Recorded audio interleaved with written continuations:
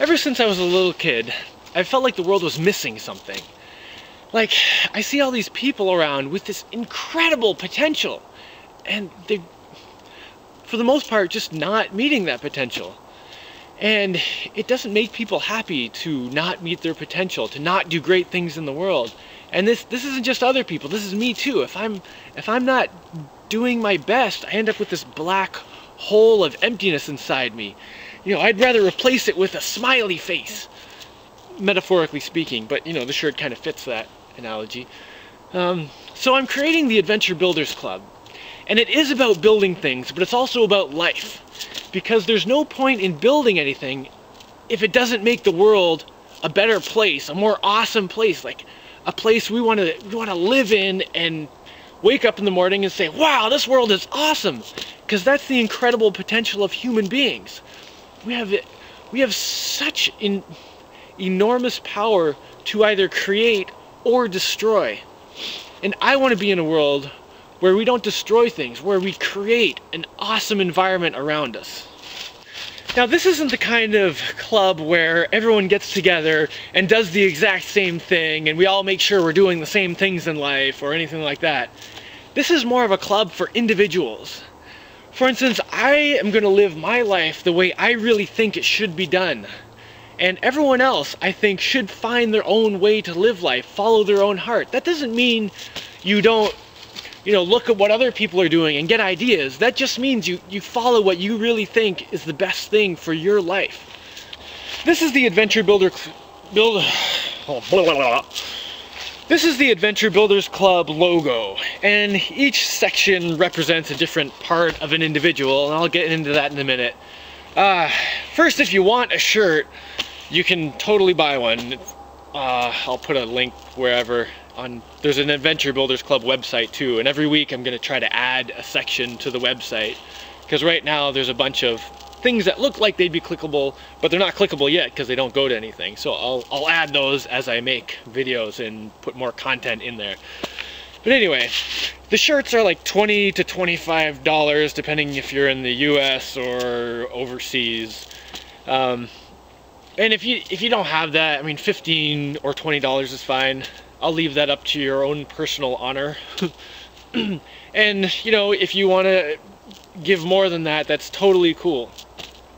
Because any money I get from this is going directly into Adventure Builders Club stuff. And I do have a dream of this walking fortress science school that I'm starting to think may actually be possible to make, but that'll take a lot of resources, and we're not going to get into that yet, but that's a possibility. So in the symbol, there's 3 sections. There's a hammer, and that represents your body, because that's, it's like a brute force, that's a hammer. And then there's a wrench, and that represents your mind, because wrenches screw bolts, and those are precise things, and you have to use logic, and a wrench is a really specific thing. And then this represents your spirit. That's like your feelings inside. Now your mind, body, and spirit are like your raw materials as an individual. And you use those and they combine to make different characteristics of a person. And I'm just going to go into a few of the direct ones now. So first is your body. That's the hammer. It represents your physical self and your presence in the world. And the virtue of your body is strength. When you're strong, you can do so much more in the world than when you're weak, and you feel better. If you accept weakness and try to always be comfortable and try not to do much with your body, you end up feeling just terrible all the time. And then you try to get comfortable, and then you get more weak, and it gets more difficult to be comfortable. Whereas if you turn that around and say, I can do anything, and I'm gonna get up and I'm gonna do all these physical things and make my muscles and my bones strong, then you feel comfortable whether you're laying down to take a nap or running through a field of bananas. You'll feel great either way. And I understand that not everyone is created the same, and certain people have the ability to be stronger than other people. That doesn't matter. It's your own personal thing. Be as strong as you can be, and you'll feel as good as you can. Next, we've got the wrench. That represents your mind, your intellect. And the virtue of your mind is honesty. If you can take information in from the outside world and have it honestly put into your mind without confusing it, without putting bias in, without being deceitful to yourself or to others, you put this honest information into your head, then you can have like a model of the world around you inside your head. And then when you make plans and you think about things in your head and then you try to do them in real life, it'll work out great. Your plans will all work out and it'll be amazing. It's like magic.